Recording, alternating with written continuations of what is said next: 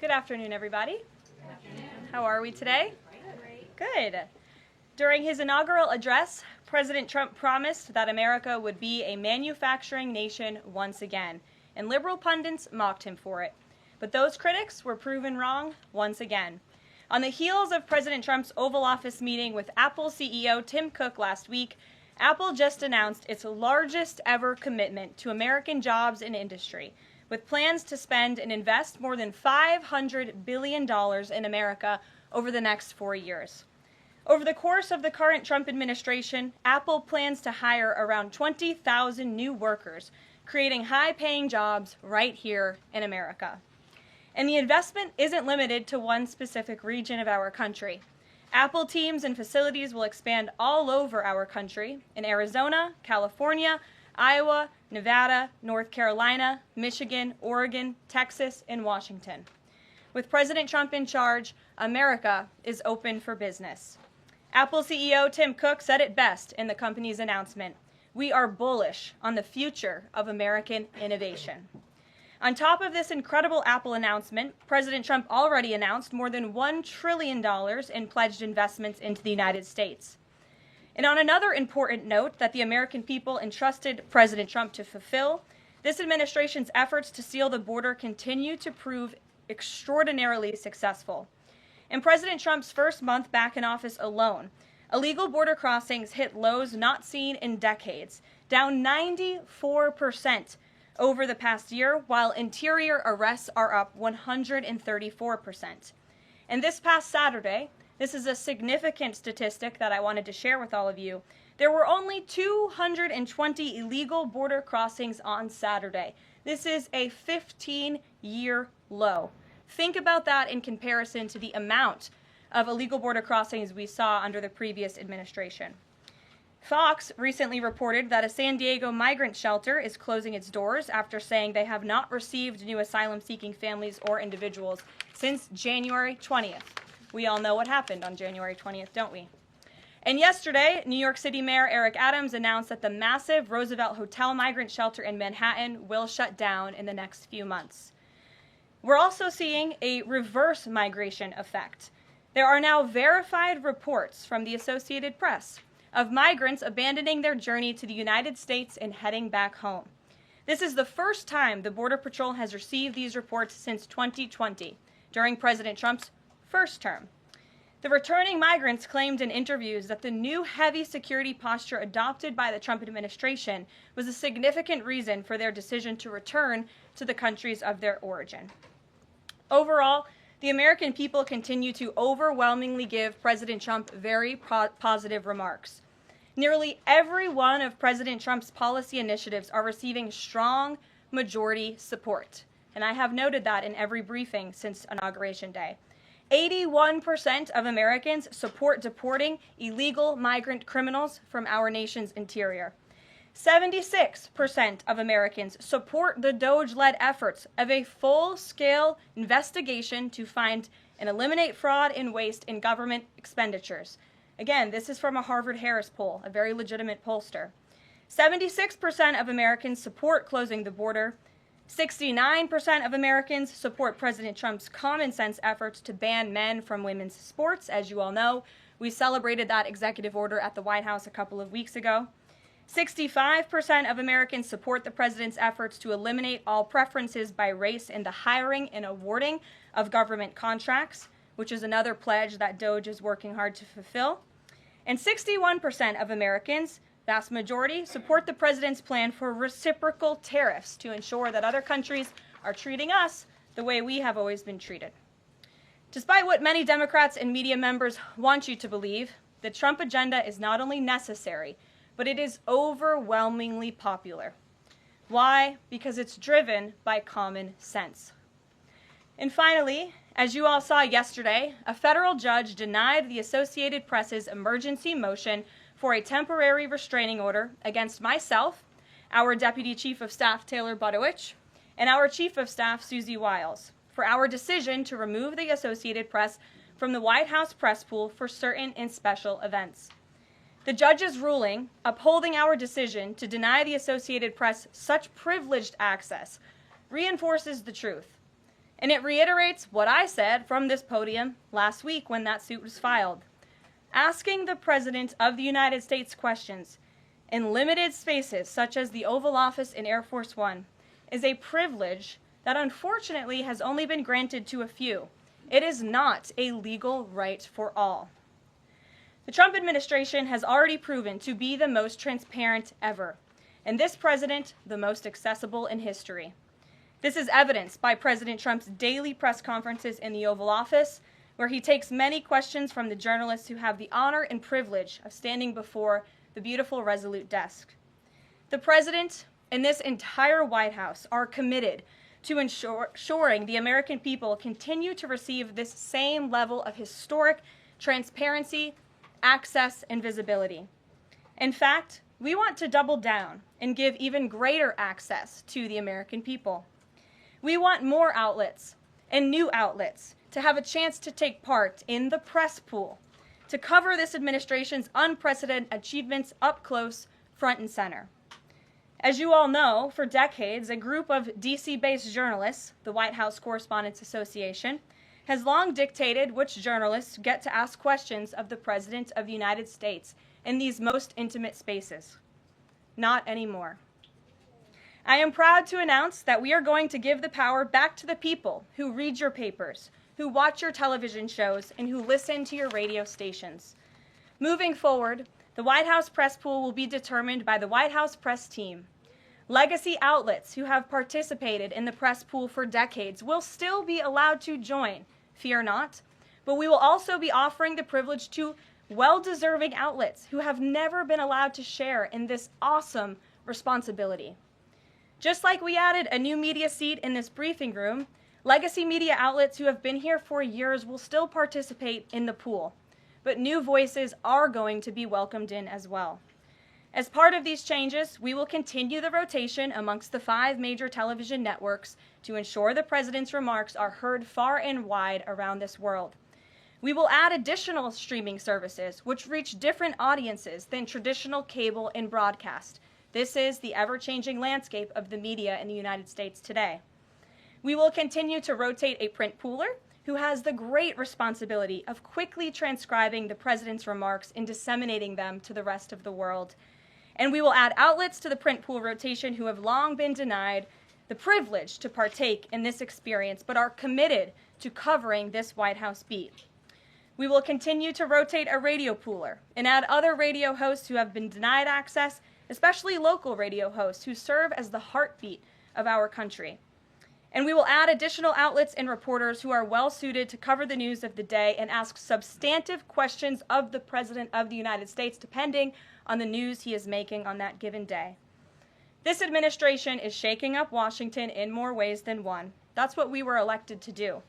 As I have said since the first day behind this podium, it's beyond time that the White House press operation reflects the media habits of the American people in 2025, not 1925. A select group of DC-based journalists should no longer have a monopoly over the privilege of press access at the White House. All journalists, outlets, and voices deserve a seat at this highly coveted table. So by deciding which outlets make up the limited press pool on a day-to-day basis, the White House will be restoring power back to the American people who President Trump was elected to serve. So in that note, in our new media seat today, we have Shelby Talcott, who is a White House reporter for Semaphore. In 2022, Semaphore launched as a global digital news platform with the aim of bringing meaningful innovations to the news industry. Today, they have nearly 1 million newsletter subscribers spanning 11 separate editions. With that, Shelby, I will take your questions. Thanks, Caroline. I've got 2 for you. One on foreign policy. Over the weekend, the President's Special Missions Envoy, Rick Grenell, was talking about Venezuela, and he said that the President isn't someone who wants regime change. Other administration officials have made clear that they don't see Maduro as the rightful leader. What is this administration's policy on a new government in Venezuela? I think the President has made his position on Venezuela quite clear. He stands in opposition to the Maduro regime, and Secretary Rubio has spoken on this extensively as well. And then on Doge, last night Elon Musk said that a failure to respond a second time will result in termination. Will there be additional rounds of the did you do this week email from DOJ to federal workers? And what's the guidance on the federal workers who've been instructed by their agencies not to reply? So a couple of things on this. First of all, let's just take a step back and talk about this idea. The president sent out a truth last weekend to Elon Musk saying he loves everything Elon is doing and he wants him to be even more aggressive because DOJ thus far has proven incredibly successful in making our government more efficient. And so Elon and DOJ came up with this idea. Elon has implemented this at his private companies. It has proven successful. And it's a very simple idea when you think about it. All the Office of Personnel Management is asking, all this administration is asking, President Trump is asking, is for federal workers who live off of the American taxpayers' dime to send 5 bullet points of what they have done in the previous week. That is all we are asking for. And so the Office of Personnel and Management sent out additional guidance last night. Those responses should be directed to agency leadership, and the president defers to his cabinet secretaries, who he's obviously entrusted to pursue the guidance relative to their specific workforce. And for some of the agencies that you've seen who have said, please don't send these emails, it's in their best interest for that specific agency, and the president supports that. And let me be very clear, the president and Elon, his entire cabinet, are working as one unified team, and they are implementing these very common sense solutions. You're welcome. Jackie. Thank you. One follow-up on this question. So about the deadline, Alina Habba said that you have until tonight. Elon Musk said a failure to respond a second time would result in termination. So is that a real deadline? Should federal workers be looking to that guidance, or should they be looking to the agency heads? Like, what is the actual deadline? So again, the agency heads will determine the best practices for their employees at their specific agencies. Again, this was an idea that Elon come up with. DOJ worked with OPM to actually implement the idea, and the secretaries are responsible for their specific workforce. And this is true of the hirings and the firings that have taken place. And we advise federal workers, unless your agency has dictated you not to respond to this email. In fact, I can announce that we've had more than 1 million workers who have chosen to participate in this very simple task of, again, sending 5 bullet points to your direct supervisor or manager, CCing OPM. I actually participated in myself. It took me about a minute and a half to think of 5 things I did last week. I do 5 things in about 10 minutes, and all federal workers should be working at the same pace that President Trump is working and moving. We have a country to save, and we want this federal government to be responsive to the needs of the American people who re-elected this president to have historic, massive reform, and that's what the intention of this idea is. Can you clarify one thing, though? Because Elon Musk also said that a reason that they wanted this 5 things email was just to see if people are actually alive. Citing that there are some federal workers who might not even be alive. So meantime, NBC is reporting that these responses are going to go into an AI generator to evaluate whether these jobs are necessary. So is it just to see if people are actually working, or is it an effort to maybe cut some of those jobs? I have not seen that NBC News report, and I haven't heard that from DOJ or from Elon himself. Again, this is to ensure that federal workers are not ripping off American taxpayers, that they are showing up to the office, and that they are doing their jobs. That's what the American people expect, and it's a very simple task to complete. I did it myself, and I was more than happy to do it because I'm very grateful that I am serving the American people on the American taxpayers' dime. Do you think DOJ should hire a spokesperson just so that Elon Musk doesn't put out tweets that then confuse federal workers? Are my press briefings not good enough for you, Jackie? John.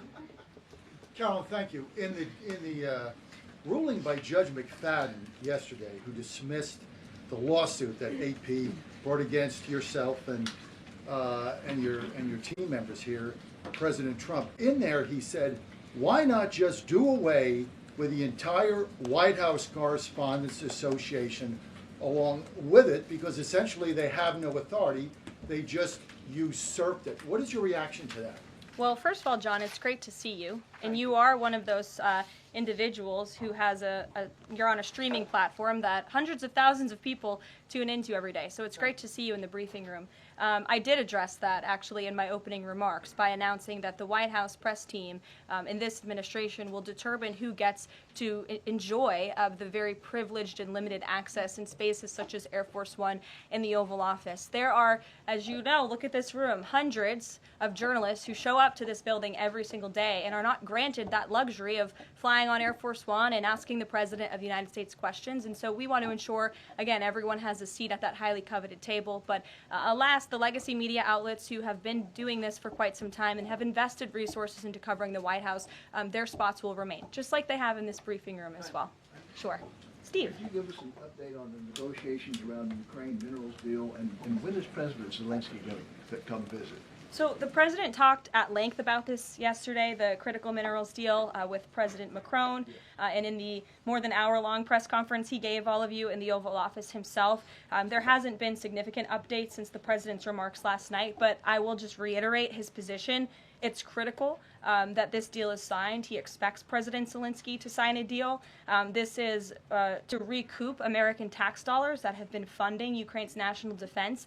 And it's also great for the Ukrainian people who have been put through hell because of this war. And it will create a lasting economic partnership as Ukraine will need to rebuild their country because of this brutal war. And just to follow, is Steve Witkoff delayed his trip to the Middle East so he can concentrate on this minerals deal? I don't want to comment on Mr. Witkoff's travel plans or read anything out just for obvious reasons, but he remains very much working. That man is working around the clock to secure this deal with Russia and Ukraine alongside Secretary Rubio and Secretary Bessent, General Keith Kellogg. He's also working very hard to secure a peace deal in the Middle East as well. So God bless him, and he's working alongside the president every single day. Sure. Thanks, Caroline. The president's executive order creating DOGE called for the naming of a DOGE administrator. Who is the DOGE administrator? So the president tasked Elon Musk to oversee the DOGE effort. There are career officials and there are political appointees who are helping run DOGE on a day-to-day basis. There are also individuals who have onboarded as political appointees at every agency across the board to work alongside President Trump's cabinet to find and identify waste, fraud, and abuse, and they are working on that effort every day. So is Elon Reagan. Musk the administrator? Reagan. Thanks, Caroline. I have two for you today, one on the border wall and one on the DHS investigation. Sure. First on the border wall. Border wall construction has restarted in Texas and California under contracts awarded under Trump's first term. Is the president looking to secure new contracts, and how is he defining success in terms of border wall construction this administration?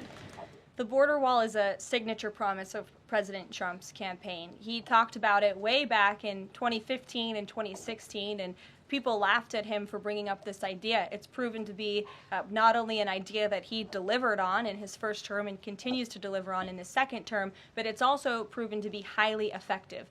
In fact, we know where there were parts of President Trump's border wall built and standing under the previous administration, illegal border crossings dropped 87% where there was a border wall. So the wall is an incredible deterrent factor for illegal migrant caravans. The president is committed to the continuation of the construction of the wall. And the previous administration actually sold off the resources that the Trump administration secured to build the wall. And that's an egregious misuse of the American taxpayers' money. They just let those resources rot on the southern border. They actually sold them for pennies on the dollar. So this administration, DHS and ICE and Customs and Border Patrol and Tom Homan and all of the great people who are working on this effort are committed to continuing the construction of President Trump's border wall. DHS investigation into people who might be leaking within the administration. Will the White House release the names of the individuals that DHS Secretary Noem said were caught leaking details of the ICE raid? And can you share how many leakers have been caught so far and what agency they were a part of? I would defer you to DHS on the leakers that they have identified, but I know the president and this White House commend Secretary Noem for launching an internal investigation to identify those leakers because it's unacceptable for career bureaucrats who are standing in the way of the will of the American people and enacting President Trump's agenda. If they don't want to adhere to the will of the 77 million Americans who reelected President Trump, then they should go find another job. And if they continue to leak information, especially information that is critical to protecting Border Patrol agents and ICE agents who are out there doing jobs that not many people are willing to do, putting their lives on the line to protect our national security, then those individuals absolutely should be fired. And this administration is committed to finding them. Sure. Caroline, two questions questions for you, one related to Guantanamo Bay, the other to the White House Correspondents' Dinner. I wanted to get your response to some Washington Post reporting of the migrants who stayed over at Guantanamo Bay for the last 2 weeks. They told the Post they were rarely let outside. They were shackled and placed in what they described as cages and alleged that they were not treated as human beings. Does the White House have any response to those conditions? At Guantanamo Bay? It's a promise the president campaigned on, that if you invade our nation's borders, if you break our country's laws, and if then you further commit heinous, brutal crimes in the interior of our country, like raping and murdering innocent, law-abiding women and girls, and committing heinous acts of violence, then you are going to be deported from this country, and you may be held at Guantanamo Bay. These are criminals we are talking about. Don't forget that. Sure. So U.S. consumer confidence fell this month the most since August of 2021. What is your message for Americans who are concerned about the impact of things such as tariffs on prices? Yeah, sure. Well, thank you for that question. It's obviously an important one. The president campaigned on reigniting the Trump economy and fixing the mess that was created by the previous administration. We know they created an economic and an inflation nightmare for the American people, and I'm not going to stand up here and lie to you like my predecessor did about the state of our economy. We understand there are people that are hurting, and this administration is wholeheartedly committed to ensuring that those individuals see relief and price reductions and tax cuts and in less regulations that are burdensome on their household and their businesses. And the president and this entire administration are focused on that every day. I can go through the very long list of economic actions this president has taken. I know you work for Bloomberg, so I'm sure you're well aware of them, but I can assure the American people that the president is very much focused on bringing down the cost of living crisis in this country that was created by the previous administration. If I could just ask a quick follow-up. Sure. Is the president planning on whipping any votes for support for the House budget vote? And if so, to whom is he making calls? I'm not aware of any calls that he has made. I did talk to the president about his position on this just before coming down here, and he said that he's made it very clear to the Hill what his priorities for a budget are. He's said it to the Speaker of the House. He said it to Leader Thune. The Senate and the House know what President Trump wants and know what the American people want. And so he expects Congress to get it done. He's looking at the proposal from the House. He will also be looking at the proposal that I believe the Senate is drafting up as well. Sure. Thank you, Caroline. I have two questions. Does the United States, sorry.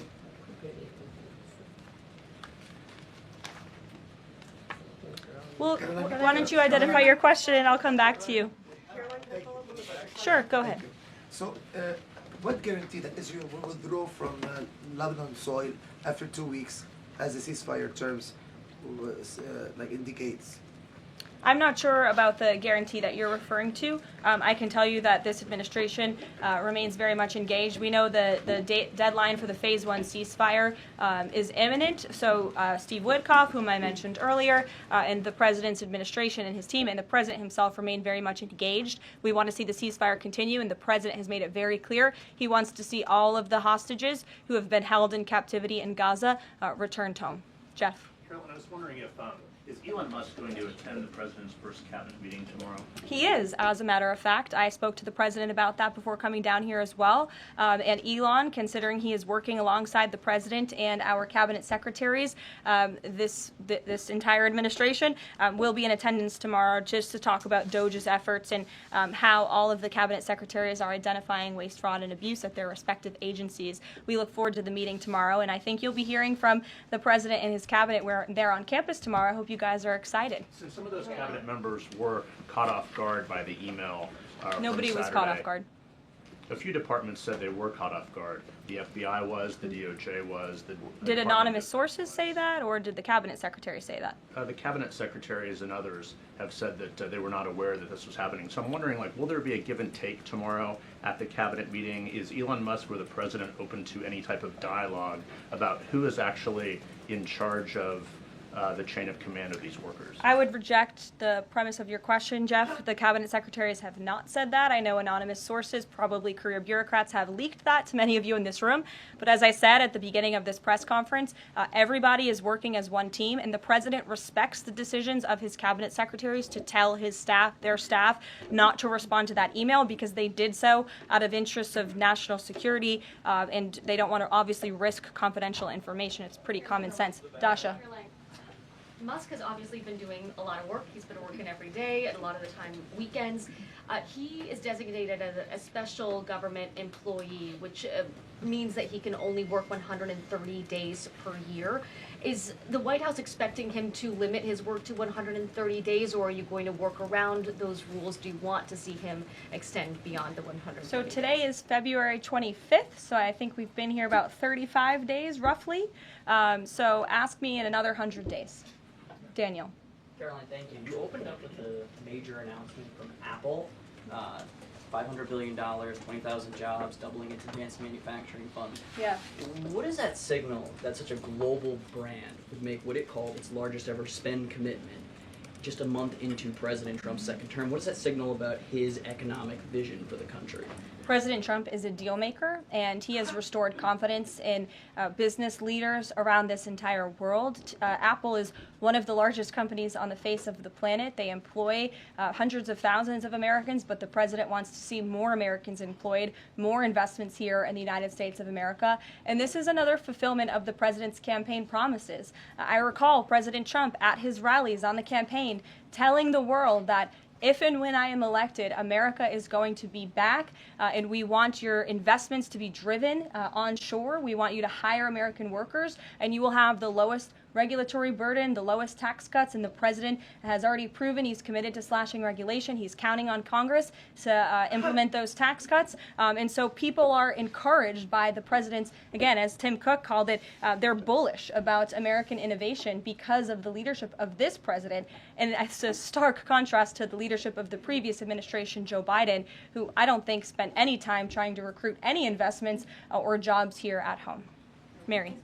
We're hearing from some Republicans who are voicing concerns about how these cuts are being carried out. Congressman McCormick, a Republican from Georgia, tells us he's worried it's too rapid for real people to adapt to. And he says he's concerned that it could come off as discompassionate, in his words, that it could risk undercutting the strong message that he feels you're trying to send about the need to cut government waste. Well, I think that was one comment from one senator, and I think, as I cited in my opening remarks in the poll, the most important people are the American people, and 77% of Americans at home support a full investigation into the waste, fraud, and abuse that the federal government has been spending their tax dollars on. So that's the people the president cares about most, and that's why we're fulfilling this pledge. And again, it should come as no secret to anybody. The president campaigned on doing this. The president yesterday said if you don't respond to this email, you will be fired or semi-fired. What does he mean by that? Again, I've been asked to answer this question 3 times now. It is semi-fired. But it's in the memo. The president again has entrusted his cabinet secretaries to oversee their workforce. That's why he nominated them to be cabinet secretaries, and so federal workers can be directed to their agency leadership. Sure. Great, thanks, Caroline. I wanted to ask about a federal judge yesterday was saying that they didn't know who the Doge administrator was and was asking the lawyer for the administration who it was, and the lawyer responded, I don't know the answer to that. Can you tell us who the administrator of Doge is? Again, I've been asked and answered this question. Elon Musk is overseeing Doge. No, Elon Musk is a special government employee, which I've also been asked and have answered that question as well. There are career officials at Doge. There are political appointees at Doge. I'm not going to reveal the name of that individual from this podium. I'm happy to follow up and provide that to you. But we've been incredibly transparent about the way that Doge is working. John. The Republican budget. Thanks a lot, Caroline. Since your last briefing, there have been some personnel moves that have been announced by the president, and I wanted to ask you about them. One was the president replacing the chairman of the Joint Chiefs of Staff, General C.Q. Brown Jr. What was the reason for the president naming a replacement for General Brown? and then I'll follow up with another personnel announcement that's been made over the last few days. He thinks he's doing a bad job, and it's time for a shakeup at the Pentagon. They failed 7 audits in a row.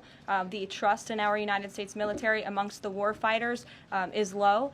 The president is shaking up the Pentagon and the Department of Defense, of course, with Secretary Hegseth leading, and he has the right to do that. It's actually quite common from administration to administration to do such a thing. The president, when he swore him in as the Chief of Staff for the Air Force, called him a great man and a great gentleman. Does he distance himself from the remarks that he made back in August of 2020?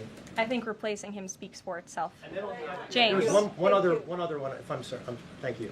On the FBI, the president also announced a new deputy director of the FBI, Dan Bongino. From what has been reported, and maybe this is not accurate reporting, you can tell me, the FBI director, Kash Patel, informed Republican senators that it would be an individual named as the deputy who was a special agent currently at the FBI, and of course Mr. Bongino is not. What was the reason for naming Mr. Bongino to this position, and was Mr. Patel not correct in making that assurance to those senators? I'm not sure if anybody in this room has listened to Mr. Bongino when he talks about the past corruption at the FBI, when he talks about his experience serving for the United States Secret Service. This is a man who loves his country and who has honorably served our country in ways that many people have not. He understands the depth of the corruption at these institutions, which the American people reelected President Trump to shake up. And I think it's quite despicable to see many networks in this room who have had chyrons on their television screens labeling Mr. Bongino as a far-right podcaster. He is not. He is a former law enforcement agent. He is a former Secret Service agent who put his life on the line to protect this country, and that is why the President of the United States has entrusted him for this important role. He's also an outsider to this Washington swamp, and we often see that when outsiders are appointed to such coveted positions, a lot of people in this city get very, very nervous, and they should be, because Dan Bongino and Kash Patel and Attorney General Bondi are focused on rooting out the corruption at these agencies and ending the weaponization of government once and for all. I'd like to end with something. As you all know, you know what, James? I'm feeling generous. Go ahead. I will take it. Thank you, Karoline. Sure. I wanted to ask Don't make about, me regret this. I wanted to ask about the Macron visit and the Russia-Ukraine talks in general. Sure. It's pretty clear to my eye that President Macron was performing a kind of delicate dance, lavishing praise on the president while seeking in his own remarks to try to bind President Trump to positions and even specific language that the president has not committed to heretofore. One of the most bracing comments from President Macron was when he said that the deal that President Trump is negotiating with the Russians must not be, quote, a surrender for Ukraine. All of the public points that we have heard from President Trump, from Secretary Hegseth, and from other administration officials talking about these negotiations have averred to, quite openly, to concessions from the Ukrainians that will have to be made. The minerals deal, the abandonment of their NATO ambitions, and other elements. So far, we have not heard any administration official suggest a single concession that the Russians should be prepared to make. And so I wonder if you could assure us, at a minimum, that this negotiation process will not be as one-sided as the Europeans seem to think it is, that in fact, President Putin will also be made to engage in some concessions to reach this deal. Well, I think the president knows how to make a deal better than anyone who has ever assumed the office of the American presidency. And in order to make a deal, you have to bring both sides to the table. And typically when you make a good deal, both sides leave that table a little bit unhappy. I'm not going to outline the concessions that the president and his team are engaged in discussing. These are obviously ongoing negotiations, and it would be unwise of me to impede them from this podium. But the president has made significant improvements in ending this conflict. He is committed to seeing an end to the war. He wants to see the bloodshed and the killing stopped. He wants to stop seeing young men being killed and slaughtered. This has been going on for far too long. The president inherited this mess because of the incompetence of the previous administration, and he's committed to fixing it. And he's made, some of those concessions clear, but I'm not going to get ahead of him on additional ones. But he is wholeheartedly committed to striking a peace deal in Russia and Ukraine, also in the Middle East. Thank you very much, guys. Good to see you. We'll see you later.